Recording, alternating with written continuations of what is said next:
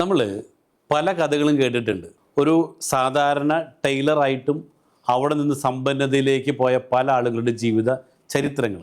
ഇന്ന് എനിക്ക് നിങ്ങളെ പരിചയപ്പെടുത്താനുള്ളത് ഇതേപോലെ തന്നെ ഒരു ടൈലറായിരുന്നൊരു വ്യക്തി, അവിടെ നിന്നും വലിയൊരു എക്സ്പെൻഷ്യൽ ഗ്രോത്തിലേക്ക് മാറിയ ഒരു വ്യക്തി, ചങ്ങനാശ്ശേരിക്കാരൻ ഒരു ജോഷി ദേവസ്യ. ഒരു ടൈലറായി ഇരിക്കലാണ് നമ്മൾ പരിചയപ്പെട്ടത്. ഇന്ന് വർഷങ്ങൾ പിന്നിടുമ്പോൾ താങ്കൾ എന്നോടൊപ്പം വലിയ രീതിയിലുള്ള സമ്പന്നായി താങ്കൾ മാറിക്കഴിഞ്ഞു.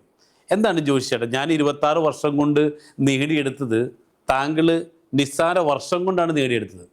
എന്താണ് താങ്കൾക്ക് ഇന്ന് പ്രേക്ഷകരോട് ഈ ഒരു വിജയകഥ വിശദീകരിക്കാനായിട്ടുള്ളത്? സാറ് പറഞ്ഞതിൽ ചില തിരുത്തുകൾ എനിക്കൊന്ന് ആദ്യം പറയാനുണ്ട്. ഒരിക്കലും ഒരു ടൈലർ എന്ന് പറഞ്ഞാൽ അത്യാവശ്യം ജീവിച്ചു പോകാം എന്നുള്ളതല്ലാതെ ഒരിക്കലും ഒരു സമ്പന്നരായിട്ട് നമ്മൾ മനസ്സിലാക്കിയിട്ടില്ല. അല്ലെങ്കിൽ വലിയ ഷോപ്പുകളൊക്കെ തുടങ്ങി അതുപോലെ ആൾക്കാരെയൊക്കെ വെച്ച് അങ്ങനെ ചെയ്യുന്ന, അവിടെ അത് ബിസിനസ്സാണ്, ഒരു ടൈലർ അല്ല, ഒരു ബിസിനസ് രീതിയിലേക്ക് ഇതിനെ കൊണ്ടുവന്നാൽ മാത്രമാണ് ടൈലറിൽ നിന്നും ഒരു സമ്പന്നനാകാൻ വേണ്ടി പറ്റത്തുള്ളൂ. എന്നെ സംബന്ധിച്ചോളം ഈ ടൈലർ മേഖല തിരഞ്ഞെടുക്കാനായിട്ടുള്ള കാരണം, അന്ന് എന്നെ ഈ തയ്യൽ പഠിപ്പിക്കാൻ വേണ്ടിയിട്ട് എൻ്റെ ഫാദർ എന്നെ വിടുമ്പോൾ എൻ്റെ ഫാദറിന്റെ ഒറ്റ ഒരു കാഴ്ചപ്പാടായിരുന്നു, മനുഷ്യൻ ഉള്ള കാലം മുഴുവൻ ഏതായാലും വസ്ത്രം ഉപയോഗിക്കണം, പിന്നെ വെയിൽ കൊള്ളണ്ട, മഴ നനയണ്ട, എൻ്റെ മക്കള് സുഖമായിട്ട് എവിടെ ഇരുന്ന് പണി തയ്യലും കിട്ടും. അതോടൊപ്പം തന്നെ എൻ്റെ വീട്ടിലെ തയ്യലിനൊരു പാരമ്പര്യമുണ്ട്. എൻ്റെ പെങ്ങള് തയ്യലായിരുന്നു, എൻ്റെ ചേട്ടൻ തയ്യലായിരുന്നു, അങ്ങനെ എൻ്റെ അങ്കിള് തയ്യലായിരുന്നു.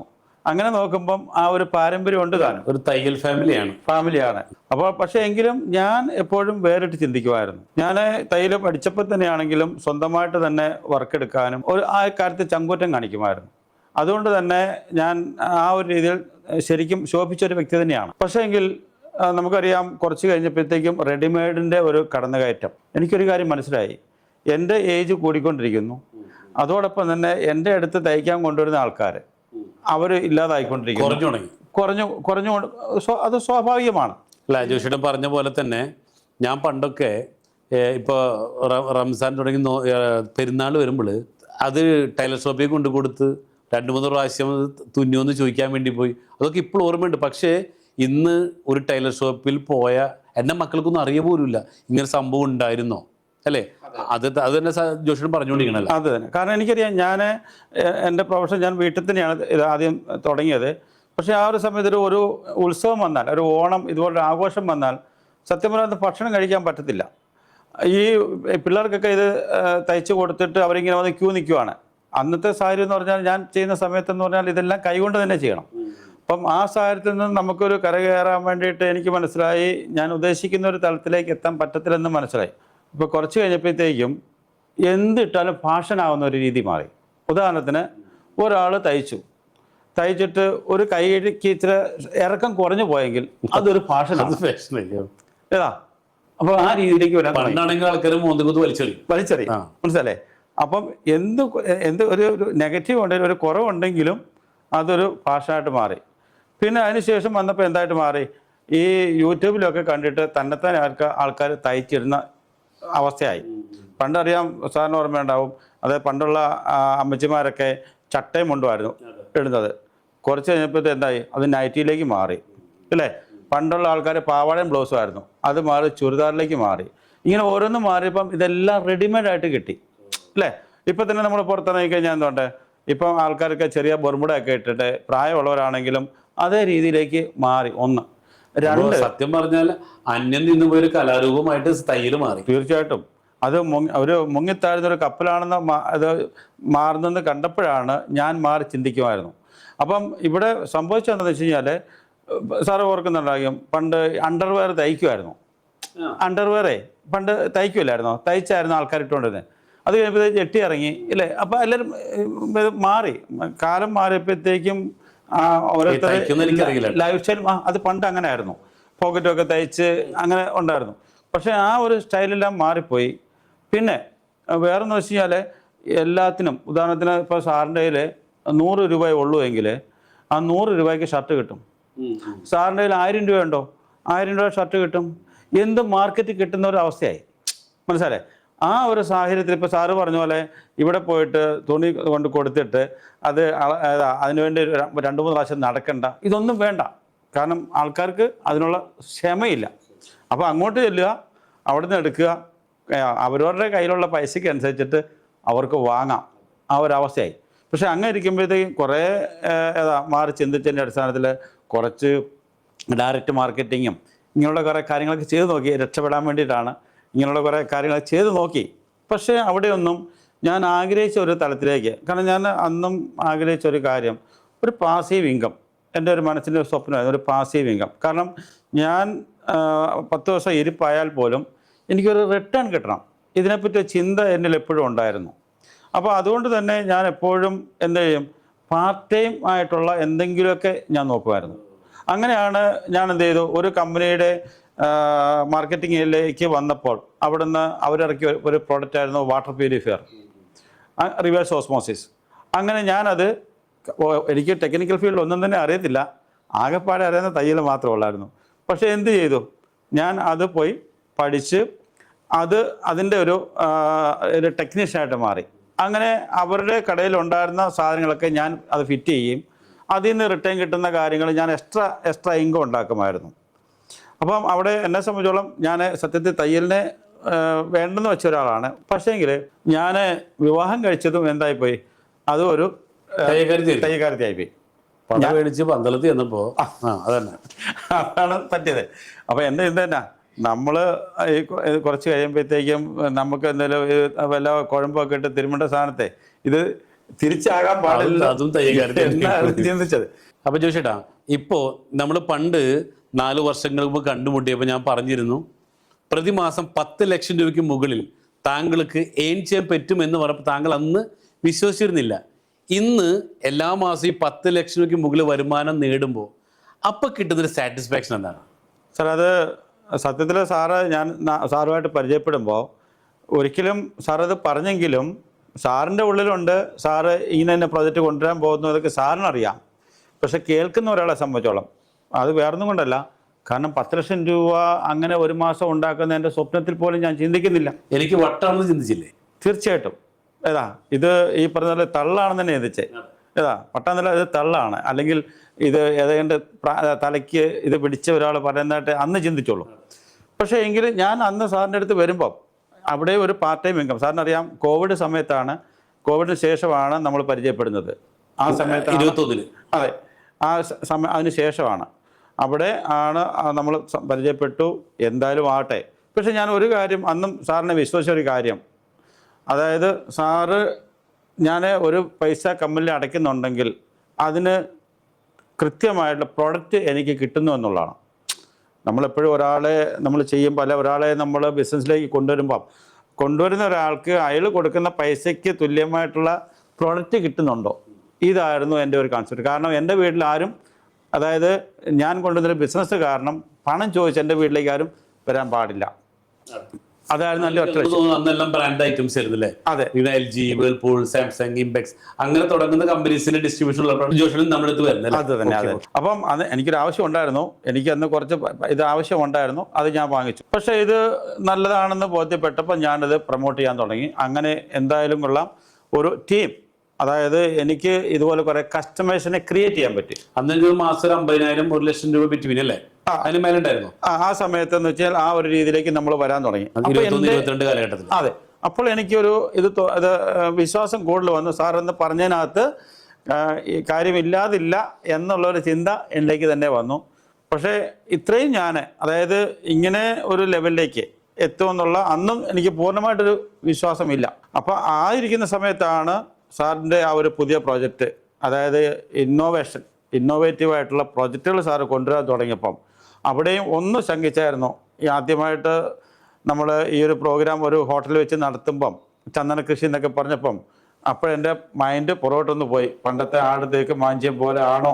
അതായത് 2023 നവംബറിൽ. അതെ, നവംബർ 16-ാം തീയതി അന്നാണ് ഈ പ്രോജക്റ്റ് പറയുമ്പം. പക്ഷേ ഹോട്ടൽ മൺസൂൺ എംബസി.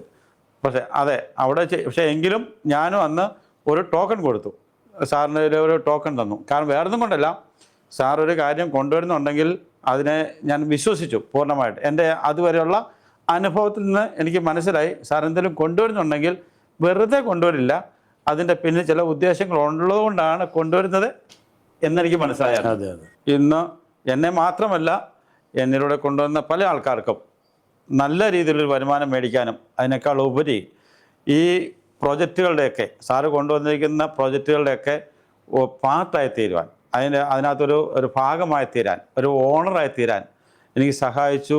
അതോടൊപ്പം തന്നെ വയനാട്ടിലെ റിസോർട്ടുകൾ. അല്ല, എനിക്ക് താങ്കളോട് ഏറ്റവും കൂടുതൽ റെസ്പെക്റ്റ് അതാണ് കേട്ടോ. നമ്മൾ കണ്ടുമുട്ടിയപ്പോൾ തന്നെ അന്ന് ചെയ്തിരുന്ന ഇ കൊമേഴ്സ് കമ്പനിയുടെ പ്രൊഡക്റ്റുകൾ അത് ജോഷിയേട്ടൻ നല്ല രീതിയിൽ വാങ്ങുന്നു, അത് വിൽക്കുന്നു. അത് കഴിഞ്ഞ് നമ്മൾ സൂപ്പർ മാർക്കറ്റുകൾ അല്ലേ, പല സ്ഥലങ്ങളിൽ ചങ്ങനാശ്ശേരിയിലും എവിടെയൊക്കെ 19 സൂപ്പർ മാർക്കറ്റ് തുടങ്ങുന്നു. അതിൻ്റെ ഒരു ഭാഗമായിട്ട് താങ്കൾ മാറുന്നു. അത് കഴിഞ്ഞ് നമ്മൾ സാൻഡൽവുഡ് പ്ലാന്റേഷനിലേക്ക് വരുന്നു. അവിടെ നിന്നും താങ്കൾ അത് പർച്ചേസ് ചെയ്യുന്നു. അങ്ങനെ എല്ലാത്തിനും ഭാഗമായിട്ട് മാറുകയും ചെയ്തു.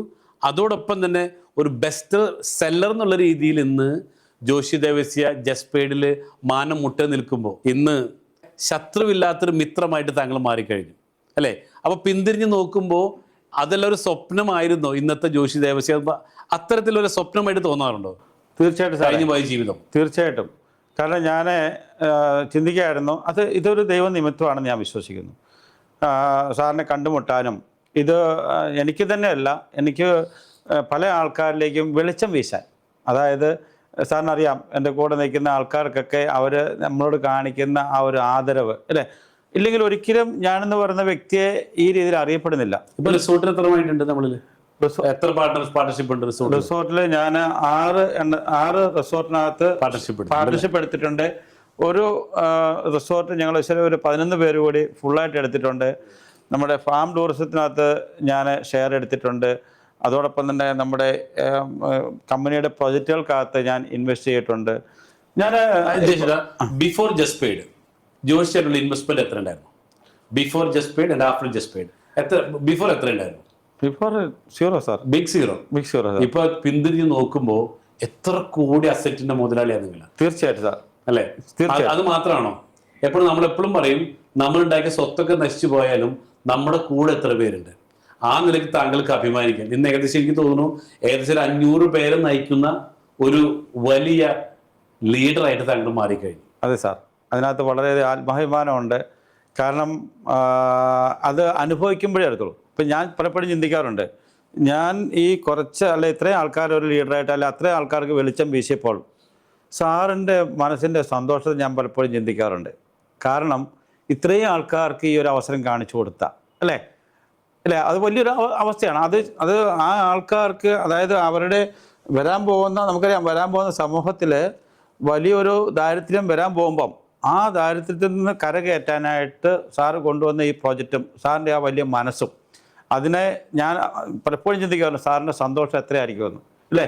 അല്ല ജോഷിട്ടാ, സന്തോഷത്തെക്കാൾ ഉപരി ഇപ്പം പറഞ്ഞു, നമ്മൾ 2023 സാൻഡൽവുഡ് പ്ലാന്റേഷൻ കൊണ്ടുവന്നപ്പോൾ പലരും പറഞ്ഞു ഇതെന്തോ പുതിയ തട്ടിപ്പിലേക്കാണ്, ഇവന് പ്രാന്താണ്, തലക്ക് വെളിയില്ല, എന്തൊക്കെയോ ആളുകൾ പറയും, നിങ്ങൾക്ക് തന്നെ അറിയാലോ. പക്ഷെ അതിനൊക്കെ മറികടക്കാൻ പറ്റിയ അത്രയും കഷ്ടപ്പാടുകൾ സഹിച്ച് ഇവിടെ എത്തി നിൽക്കുമ്പോൾ ഇന്ന് എത്ര പേരെ ജീവിതത്തിലാണ് നമ്മൾ വെളിച്ചം വീശിയത് അല്ലേ? ചില്ലറയാണോ? ഇപ്പോൾ കഴിഞ്ഞ ദിവസം നമ്മൾ കോട്ടേജിൻ്റെ ഒരു റെൻറ്റ് അഡ്വാൻസ് എനിക്ക് 1500 മേലെ ആളുകളുടെ അക്കൗണ്ടിലേക്കാണ് പണം പോയത്. അപ്പോൾ ഇതൊക്കെ കാരണക്കാരായിട്ട് താങ്കൾക്കും കൂടെ ആ കിട്ടിയൊരു റെപ്യൂട്ടേഷൻ ഉണ്ടല്ലോ അല്ലേ. ഇതൊക്കെ നമ്മൾ മറ്റൊന്ന് ചെയ്യുമ്പോൾ കിട്ടുന്ന ഒന്നല്ലല്ലോ ഇത്. തീർച്ചയായിട്ടും സാറേ. കാരണം അതിൻ്റെ ഒരു ഉദാഹരണമാണ്, ഇന്നലെ എനിക്കൊരു മെസ്സേജ് വന്നു. അദ്ദേഹത്തിനൊന്നും അറിയത്തില്ല. അദ്ദേഹം നമ്മുടെ കോട്ടയിലെ പാർട്ണർഷിപ്പ് എടുത്തിട്ടുണ്ട്. അദ്ദേഹം പ്രൊജക്റ്റിൽ അല്ലാതെ പാർട്ണർഷിപ്പ് എടുത്തിട്ടുണ്ട്, നമ്മുടെ LLP ഇട്ടിട്ടുണ്ട്. ഇന്നലെ എനിക്ക് അദ്ദേഹം ഒരു മെസ്സേജ് ഇട്ടു, 1000 രൂപ ജസ്പേഡിൽ നിന്ന് വന്നിരിക്കുന്നു, എന്താണെന്ന് ചോദിച്ചിട്ട്. അത് അറിയത്തില്ല, അതേ ഒരു ഇൻവെസ്റ്റർ മാത്രമാണ്, ഇതിലേക്ക് ഒരു പാർട്ണർഷിപ്പ് എടുത്തിരിക്കുന്നതാണ്, എന്താണെന്ന് ചോദിച്ചിട്ടുണ്ട്. അപ്പം ഞാൻ പറഞ്ഞു, ഇത് നിങ്ങൾ എടുത്തിരിക്കുന്ന കോട്ടേജിൻ്റെ വാടക, അതായത് അഡ്വാൻസ് പേയ്മെൻ്റ് ആണത്. ഞാൻ ഒരു കാര്യം പറയാം സാറേ, അതായത് എൻ്റെ ഇതുവരെയുള്ള അനുഭവത്തിൽ പല കമ്പനിയിലും നമ്മൾ ചെയ്തിട്ടുണ്ട്. പക്ഷേ എന്താണോ പറയുന്നത് അത് പ്രവർത്തിക്കാൻ പറ്റുന്നത് പറയുന്നതും ചെയ്യുന്ന ഒരു മാനേജ്മെൻറ്റാണ്. ആ കാര്യത്തിൽ വളരെ ആത്മാഭിമാനമുണ്ട് ഈ ഒരു മാനേജ്മെൻറ്റിനോടൊപ്പം ചേർന്ന് നിൽക്കുന്നതിൽ. അതിനേക്കാൾ ഉപരി ഞാൻ സാറുമായിട്ട് പരിചയപ്പെടുമ്പോഴത്തേക്കും ഞാൻ ഇതിനകത്ത് സ്റ്റിക്ക് ഓൺ ചെയ്ത് ഇതൊരു കോഴ്സായിട്ട് ഏറ്റെടുത്ത്. സാർ ഓർക്കുന്നുണ്ടോ? ഇതൊരു 5 വർഷത്തെ ഒരു കോഴ്സായിട്ടാണ് ഞാനിത് ഏറ്റെടുക്കുന്നത്. 5 വർഷം പൂർത്തിയാകാൻ പോകുന്നതേ ഉള്ളൂ. എന്ന് പറഞ്ഞാൽ ഒരു വിദ്യാർത്ഥിയെ പോലെ ഇരുന്ന് സാറിൻ്റെ ക്ലാസ്സുകളിൽ ഇരുന്ന് ബുക്കും പേനായും എടുത്ത് ആ പറയുന്ന കാര്യങ്ങൾ നോട്ട് ചെയ്ത് പഠിച്ചതിൻ്റെ ഒരു റിസൾട്ടാണ് ഇപ്പോൾ കിട്ടിക്കൊണ്ടിരിക്കുന്ന സ്റ്റൈഫൻഡെന്ന് ഞാൻ പറയത്തുള്ളൂ.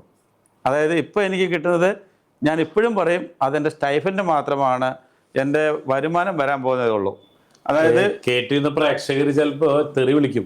10 ലക്ഷം രൂപയ്ക്ക് മേലെ സ്റ്റേറ്റ്മെന്റ് വാങ്ങുന്ന ഇന്ത്യയിലെ ആദ്യത്തെ വ്യക്തി താങ്കളായിരിക്കും ഒരു പക്ഷേ. തീർച്ചയായിട്ടും. ഞാൻ ഇത് പറയുന്നതല്ല, ഇപ്പം സാറ് പറഞ്ഞു സാറിൻ്റെ നമ്മുടെ അടുത്ത പ്രോജക്റ്റ് വരുന്നുണ്ടെന്ന് അല്ലേ. അപ്പോൾ ആ വില്ല പ്രോജക്റ്റൊക്കെ അവിടെ ഞാൻ പറഞ്ഞു, ഇവിടെ ഞാൻ ആദ്യം വാങ്ങും, ഇതിൻ്റെ പ്ലാൻ ഞാൻ സെറ്റാക്കി കഴിഞ്ഞു, സാറിൻ്റെ കയ്യിൽ താക്കോൽ വാങ്ങും. പക്ഷേ എങ്കിൽ അവിടെയും എന്തുണ്ട്, അവിടെയും എന്തെങ്കിലും ഒന്നാമനാകാൻ വേണ്ടി എന്തെങ്കിലും ഉണ്ടെങ്കിൽ അത് ഞാൻ ഇപ്പോൾ സെറ്റാക്കിക്കൊണ്ടിരിക്കുക. അതായത് ജീവിതത്തിൽ പല സ്ഥലങ്ങളും നമ്മൾ ലാസ്റ്റൊക്കെ ആയിട്ടുണ്ട്, പക്ഷെ ഇനി എവിടെയും ഞാൻ ഒന്നാമനാവും എന്നൊരു ഉറച്ച തീരുമാനം. തീർച്ചയായിട്ടും അല്ലേ? തീർച്ചയായിട്ടും. അതായത് ഞാൻ ഓർക്കായിരുന്നു, ഒരു സാറ് പറഞ്ഞില്ലേ, ഒരിക്കലും ഒരു ടൈലർക്ക്, കാരണം ഞാൻ ഈ ബിസിനസ്സിലേക്ക് വരുന്നപ്പോഴത്തേക്കും ഞാൻ നേരത്തെ വർക്ക് ചെയ്തിരുന്ന ഒരു ഷോപ്പിൽ അവർ എന്നോട് പറയുമായിരുന്നു, നല്ലൊരു കഴിവുള്ള ആളല്ലേ. അപ്പോൾ അത്രയും കഴിവുള്ള ഒരാൾ എന്തിനെ ഇതിട്ടേച്ച് പോകുന്നു. അന്ന് അവരത് പറഞ്ഞതിൽ നിന്നും ഇപ്പോൾ അവരത് തിരിച്ചു പറയാൻ തുടങ്ങി, താൻ അന്ന് പോയതുകൊണ്ട് രക്ഷപ്പെട്ടു. ഒരിക്കലും സാറ് ചിന്തിക്കുന്നുണ്ടോ? സാറിനറിയാം ഞാനിപ്പം യാത്ര ചെയ്യുന്ന എൻ്റെ വാഹനം അല്ലേ, ഇപ്പം ഞാൻ ഈ പറഞ്ഞ പോലെ ഇവിടെ വില്ല ഉണ്ട്, ഇത് കൂടാതെ ഞാൻ അടുത്തൊരു വീട് എൻ്റെ നാട്ടിലും, കാരണം അത് അങ്ങനെ ഞാൻ പ്ലാൻ ചെയ്യുന്നുണ്ട്. അപ്പൊ ആ ഒരു ലെവലിലേക്ക് നാട്ടിൽ ഇപ്പോഴുള്ള വീടിനെക്കാളുടെ അടുത്ത് തന്നെ വലിയൊരു വീട് വരെ പണിയാൻ പോകുന്നു, അത് ചെയ്യാൻ പോകുന്നു. അതോടൊപ്പം കമ്പനിയുടെ വക മറ്റൊരു വില്ല ഇവിടെ എറണാകുളത്ത് വാങ്ങാൻ വേണ്ടി പോകുന്നു. അതെ, ഇനി അതിനേക്കാളൊക്കെ ഉപരി, അതായത് 2 പിള്ളേരെയും വിദേശത്ത് വിട്ട് പഠിപ്പിച്ചത്, ഞാൻ ഒരു കടവുമില്ല, എനിക്കൊരു ലോണുമില്ല, അതേ രീതിയിൽ എന്നെ ആക്കാനായിട്ട്, അതല്ലെങ്കിൽ അതേ രീതിയിൽ ആകാനായിട്ട് ഒരു ടൈലർക്ക് പറ്റത്തില്ല സാറേ. അതെ, ഒരിക്കലും ഞാൻ. 2 പേര് വിദേശത്താണ്. 2 പേര് വിദേശത്താണ്. എവിടേക്കാണ്? മൂത്ത ആള് കാനഡയിലും രണ്ടാമത്തെ ആള് അയർലൻഡിലും അവരുടെ പഠിത്തം കഴിഞ്ഞു. സേഫ്, അതായത് എന്ന് പറഞ്ഞാൽ അവർ ആ രീതിയിൽ സെറ്റായി. ഇതൊക്കെ ഒരു സാധാരണ തയ്യൽക്കാരന് പറ്റുന്നതല്ല. കാരണം വേറെ കൊണ്ടല്ല, എൻ്റെ കൂടെ ഉണ്ടായിരുന്ന പല തയ്യൽക്കാരന്മാരും ഈ പറഞ്ഞ ഇപ്പോഴും അവിടെ തന്നെ ആ ഇരുന്നിരിപ്പിൽ അവിടെ തന്നെ ഉണ്ട്. ആ രീതി ചിന്തിക്കുന്ന ആൾക്കാരുണ്ട്. വേറെ പെയിന്റിങ്ങിന് ഇപ്പൊ എൻ്റെ 2 കാറുണ്ട്. ഇപ്പൊ 2 കാറുണ്ട്. മൂന്നാമത്തെ കാറ് ഞാൻ ഈ 6 മാസത്തിനുള്ളിൽ വീണ്ടും ഒരു ഇതിലേക്ക് പോവാണ്, ആ ഒരു ലെവലിലേക്ക് മാറും. അപ്പൊ എന്തായാലും മൂന്നാമത്തെ കാറിന് ഇവിടുന്ന് പ്രേക്ഷകർക്ക് അറിയാനുള്ള ആഗ്രഹം കൊണ്ടാണ് പറഞ്ഞത്. തീർച്ചയായിട്ടും സാറേ. ഞാൻ അതായത് സാറ് ചില ഓഫറൊക്കെ ഇടാറുണ്ട്. ഈ ഓഫറൊക്കെ ഇടുമ്പോൾ സാറ് അടുത്തൊരു ഓഫർ കഴിഞ്ഞ ദിവസം ഒരു Audi Q7, അതായത് സാർ ഒരു ഓഫർ ഇട്ടു, അത് എൻ്റെ ടീമിൽ കൂടെ തന്നെ അത് ഞങ്ങൾ വിൻ ചെയ്തു. ഇതേപോലെ തന്നെ സാർ അടുത്തൊരു ഇത് ഓഫർ ഇടും എന്ന് ഞങ്ങൾക്കറിയാം. അത് ആദ്യം ഞാൻ കരസ്ഥമാക്കും. 1, 2 ഇത് അടുത്തത് ഞാനിങ്ങനെ ഒരു ബെൻസാണ് എൻ്റെ അടുത്തൊരു. ഏത് ബെൻസാണ്? 7 സീറ്റർ തന്നെ. അത് തന്നെയാണ് ഞാൻ പ്ലാൻ ചെയ്തിട്ടുള്ളതും. കാരണം വേറൊന്നും കൊണ്ടല്ല, സാറ് പലപ്പോഴും പറഞ്ഞു പണത്തെ നമ്മൾ പണിയെടുപ്പിക്കണം, അല്ലെങ്കിൽ സാറ് പണത്തിൻ്റെ നിയമങ്ങളൊക്കെ പഠിപ്പിച്ചിട്ടുണ്ട്. സത്യത്തിൽ ഈ നിയമങ്ങളൊന്നും അറിയില്ലായിരുന്നു, മനസ്സിലല്ലേ. അതുപോലെ തന്നെ നമ്മളൊരു ജൗളിയൊക്കെ എടുക്കാൻ പോയി കഴിഞ്ഞാൽ ഏറ്റവും വില കുറഞ്ഞ സാധനങ്ങൾ എടുക്കുക, ഇതൊക്കെയായിരുന്നു നമ്മൾ നേരത്തെ ചിന്തിച്ചിരുന്നത്. പക്ഷേ ആ ഒരു മൈൻഡ് സെറ്റ്, എൻ്റെ ഒരു മൈൻഡ് സെറ്റ് മാറി. എന്നുവെച്ചാൽ ഒരു മാസ്റ്റർ മൈൻഡിനോടൊപ്പം ഇങ്ങനെ ചിന്തിച്ചപ്പോഴത്തേക്കാണ് ഈ ഒരു മാറ്റങ്ങൾ ഒക്കെ സംഭവിച്ചു. ഇപ്പം ഞാനിപ്പം എടുക്കുന്ന ഡ്രസ്സുകൾ എന്ന് വെച്ചാൽ ബ്രാൻഡഡ് ഐറ്റംസ്. ഞാൻ ഇത് പൊങ്ങച്ചം പറയോ അല്ലെങ്കിൽ അഹങ്കാരം പറയുമല്ലോ സാറേ? ആയിക്കോട്ടെ, ആയിക്കോട്ടെ, കാരണം കഷ്ടപ്പെട്ട് നേടിയതല്ലേ. തീർച്ചയായിട്ടും സാറേ. കാരണം പക്ഷെ വേറെ ഇങ്ങനെ ഒരു അവസരം നമ്മൾ ഇങ്ങനെയാണ് പറയുന്നത്. പക്ഷേ ചില ആളുകൾക്ക് ഇപ്പോൾ കോട്ടൊക്കെ ഇട്ട് ഇങ്ങനെ വന്നിരിക്കുമ്പോൾ അങ്ങോട്ട് കോട്ടിട്ടത് ഈ കോട്ടിടുന്ന ആൾക്കാരെ പറ്റിച്ചുണ്ടാക്കുന്ന പൈസയാണെന്നുള്ള ഒരു തെറ്റിദ്ധാരണ സമൂഹത്തിനുണ്ട്. ഇവർക്കറിയില്ല നമ്മൾ ഇതിൻ്റെ ബാക്കിലിടുന്ന കഷ്ടപ്പാടോ ബുദ്ധിമുട്ടോ ഒന്നും ഇവർക്കറിയില്ല. പക്ഷേ ഇവർക്കറിയാത്ത മറ്റൊരു കാര്യമുണ്ട്, കഷ്ടപ്പെട്ട് പണം ഉണ്ടാക്കിയാൽ ഇഷ്ടപ്പെട്ട് ജീവിക്കാൻ പറ്റില്ല. അതൊക്കെ പഠിച്ചിട്ടല്ല ഇങ്ങനെ ആയത്. തീർച്ചയായും അല്ലേ? കോട്ടിട്ട് തന്നെ പൈസ ഉണ്ടാക്കണം, അപ്പോഴാണ് അത് ഇഷ്ടപ്പെട്ട് അതായത് കൂടുതൽ പണം ഉണ്ടാക്കണമെങ്കിൽ കോട്ടിട്ടേ പറ്റൂ. ശരിയല്ലേ? തീർച്ചയായിട്ടും. അതുകൊണ്ട് തന്നെ കോട്ടിന്റെ എണ്ണം കോട്ടിന്റെ എണ്ണം കൂട്ടിയാൽ കോട്ടിന്റെ എണ്ണം കൂടിക്കൊണ്ടിരിക്കുന്നു, പൈസയുടെ എണ്ണം കൂടും. ഇതെല്ലാം കൂടിക്കൊണ്ടിരിക്കുകയാണ്. ഇനിയിപ്പം അതുകൊണ്ട് തന്നെ നമ്മളുടെ ആ മൈൻഡ് സെറ്റും മാറി. നമ്മൾ ഇപ്പോൾ സാറ് പഠിപ്പിക്കുന്ന പോലെ ലൈഫ് ഹാപ്പൻസ് മീ എന്ന് പറയുന്ന ആ ഒരു ലെവലിലേക്കും ഒക്കെ നമ്മൾ പോകേണ്ടതുണ്ട്. അപ്പം ആ മറ്റുള്ളവരെ സഹായിക്കാൻ സാറ് പറയുന്നില്ലേ, അതായത് സമ്പന്നർ പൈസ ഉണ്ടാക്കുന്ന കഞ്ഞി കുടിക്കാനല്ല അല്ലേ, മറ്റുള്ളവരെ സഹായിക്കണം. മറ്റുള്ളവരെ സഹായിക്കാൻ വേണ്ടിയിട്ടാണെങ്കിലും നമ്മുടെ കയ്യിൽ ഉണ്ടെങ്കിലാണ് മറ്റുള്ളവരെ സഹായിക്കാൻ പറ്റുന്നത്. വേറൊന്നല്ല, എൻ്റെ ഇൻകം ഡെയിലി ഇൻകമാണ്. ഇപ്പോൾ സാറ് പറയുന്ന പോലെ ഒരു കുളത്തിലേക്ക് വല്ലപ്പോഴും മഴ പെയ്ത് കഴിഞ്ഞാൽ അവിടെ വെള്ളം കാണത്തില്ല. പക്ഷേ സ്ഥിരമായിട്ട് മഴ പെയ്താലോ ഈ കുളത്തിൽ എപ്പോഴും വെള്ളം കാണും. അല്ല, സാധാരണ ജോലിക്കാർക്ക് സംഭവിക്കുന്ന തെറ്റതാണ്. ഇവർക്ക് മാസത്തിൽ ഒരു പ്രാവശ്യം കിട്ടുന്ന ശമ്പളം വല്ലപ്പോഴും മഴ പെയ്യുന്ന ഒരു കുളത്തിലേക്ക് വല്ലപ്പോഴും മഴ പെയ്താൽ അത് പറ്റിപ്പോവും. പക്ഷെ അതേസമയം ബിസിനസ്സുകാർ എങ്ങനെ വീണ്ടും സമ്പന്നനാവണത്? അവരെ കുളത്തിലേക്ക് എല്ലാ ദിവസവും മഴ പെയ്യുമ്പോൾ ആ വെള്ളം അവിടെ കെട്ടി നിൽക്കും, അവർ സമ്പന്നരായിട്ട് മാറും. അതൊക്കെ കറക്റ്റ് ചെയ്ത് ക്യാച്ച് ചെയ്തിട്ട് അത് ഫോളോ ചെയ്ത് താങ്കൾ പോകുമെന്ന് പറയുന്നതിൽ വളരെ സന്തോഷമുണ്ട്. തീർച്ചയായിട്ടും. അതായത് സാറിൻ്റെ ആ ക്ലാസ്സുകൾ അത് പറഞ്ഞറിയിക്കാൻ പറ്റില്ല.